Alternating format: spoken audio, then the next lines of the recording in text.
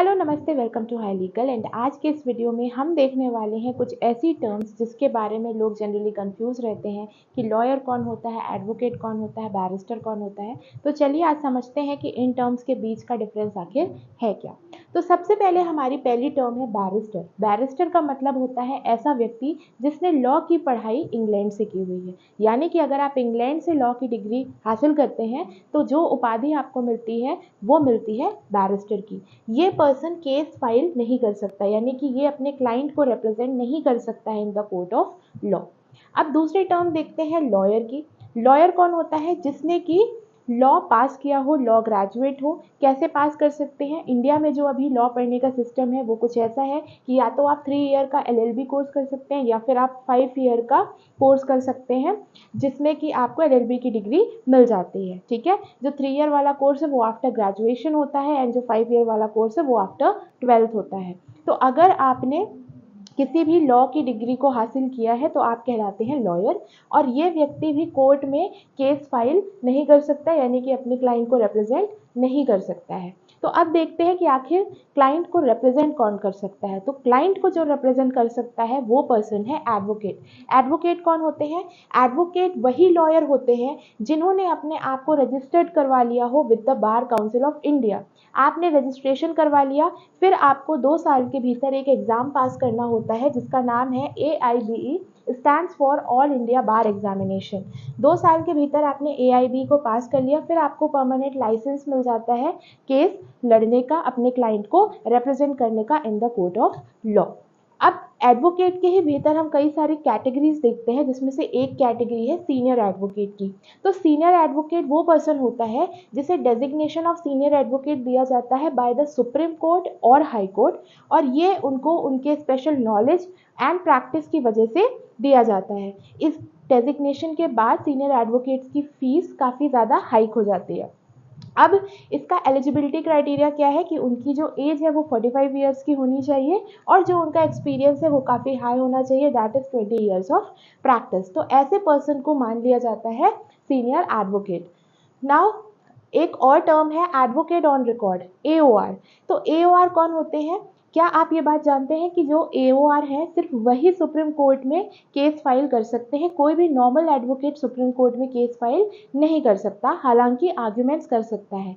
तो जो AOR होते हैं वो सुप्रीम कोर्ट में केस फाइल करते हैं, आर्ग्यूमेंट कोई भी कर सकता है।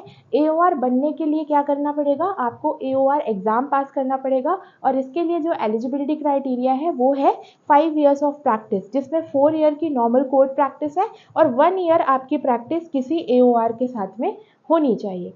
Then comes advocate general. Advocate general state के फर्स्ट लॉ ऑफिसर कहलाते हैं।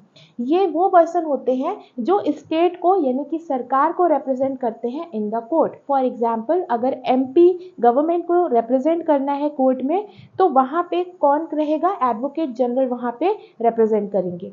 लाइकवाइज अटॉर्नी जनरल, जैसे हमने देखा एडवोकेट जनरल स्टेट को रिप्रेजेंट करते हैं, वैसे ही जो अटॉर्नी जनरल है वो सेंट्रल गवर्नमेंट को रिप्रेजेंट करते हैं in the court of law. Represent करने के साथ साथ ये सेंट्रल गवर्नमेंट को एडवाइस भी दे सकते हैं और ऊपर एडवोकेट जनरल भी स्टेट गवर्नमेंट को एडवाइस कर सकते हैं, मतलब वो लीगल एडवाइजर की तरह भी एक्ट करेंगे अगर आवश्यकता पड़ती है। Then comes the solicitor general. Solicitor general कौन होते हैं? सॉलिसिटर जनरल वो पर्सन है जो अटॉर्नी जनरल को असिस्ट करते हैं उनके सारे कामों में। ठीक है, तो ये सेकेंड लॉ ऑफिसर भी इसी वजह से कहलाते हैं ऑफ द कंट्री। देन अब कुछ और टर्म्स देखते हैं। पब्लिक प्रोसिक्यूटर, जनरल लैंग्वेज में हम सरकारी वकील कहते हैं।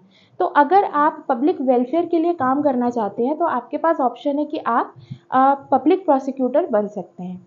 ठीक है, इंडियन लॉ में एक सिस्टम है। सिस्टम ये है कि अगर किसी भी पर्सन के साथ क्रिमिनल केस होता है तो यहाँ ये माना जाता है कि सिर्फ उस पर्सन के साथ नहीं बल्कि पूरी सोसाइटी को उस क्रिमिनल केस की वजह से हार्म हुआ है। इस वजह से विक्टिम की जगह पे हर केस में नाम लिखा जाता है स्टेट का। यानी कि अगर आप किसी भी क्रिमिनल केस का नाम देखेंगे तो उसमें लिखा रहेगा अक्यूज्ड वर्सेस स्टेट। तो स्टेट को यानी कि सरकार को रिप्रेजेंट करता है यहाँ पर क्रिमिनल केसेस में पब्लिक प्रोसिक्यूटर। अब पब्लिक प्रोसिक्यूटर बनने के लिए दो तरीके हैं। पहला तरीका है पैनल। एक पैनल प्रिपेयर किया जाता है बाय द सेशंस जज। उस पैनल में कुछ एडवोकेट्स के नाम होते हैं।